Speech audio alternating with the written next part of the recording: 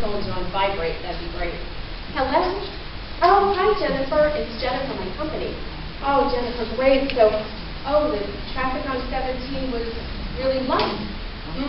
And so you're running really early. You're right around the corner, you said. She's right around the corner. No, we're definitely ready. We'll see you in a minute. And so the panic sets in because now you know it's raining out. We can't leave her on the porch all that long. So we're going to have to do what I like to refer to as the scoop and dump. I think some of us are just a little familiar with it.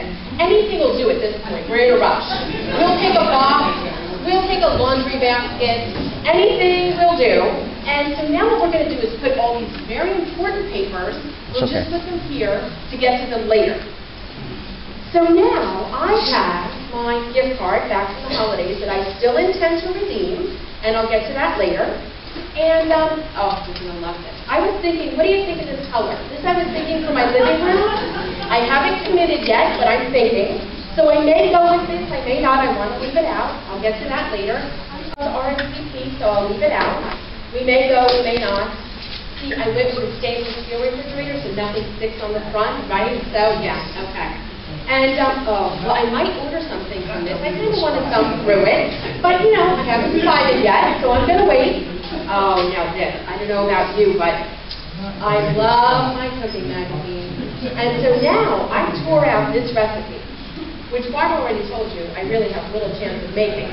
But I was thinking, if I did, this particular recipe calls for a Nesco, so I went out and got one. No idea how to use it because I have to read the manual. So until I read the manual to make the recipe that I clipped out of the magazine, I need to order from the Chinese store. So I'll be ordering my Chinese food from the Chinese restaurant, and I'll just put all that there for now. Okay, I can see we're somewhat familiar with the aisle. Okay, so that's just, rest assured you're in the right room. So now, my sister's birthday was last week. Luckily, I got the card that has plenty of room to put that little arrow right belated, and I'll send this right out later, after my company's gone.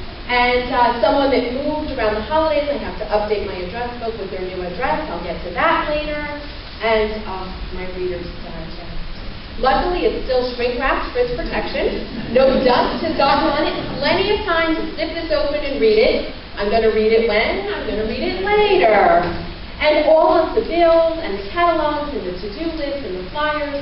And in fact, if you are hoping to see your friend here, your neighbor, your coworker, and you look around the room and they're not here, it's because they clipped out the information about tonight's event and they put it in this. And now they've tucked it away somewhere. So they're going to realize 3 weeks from now they missed out. Now, where would you suggest putting such a scoop and dump type of pile? But the number one answer, gold stars all around. That is truly. Another one that you might not have thought about would be a spare bathroom, the shower, if you're not using it right then. If you're not picking up company from the airport, so there's no luggage involved, the trunk of your car, right? Now, I would not suggest this, but the other day a woman said to me she had all of her very important papers and she put them in a really safe place. So safe that she has no idea where she put them.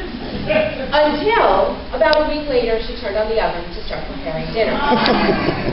So now, you may not have thought of this one. If you've got a little decorator or side table with a floor-length tablecloth right under the table, no one is the wiser. Right? You like that. Okay. So you've kind of done that scoop and dump before, and honestly, who hasn't? And now you've got this backlog of papers that you have to go through because we can't just let them all go. There's going to be treasures in there. We found money, we found passports, we found birth certificates, we found things we had to do 3 years ago, coupons that are way expired, but there are treasures amongst the paper.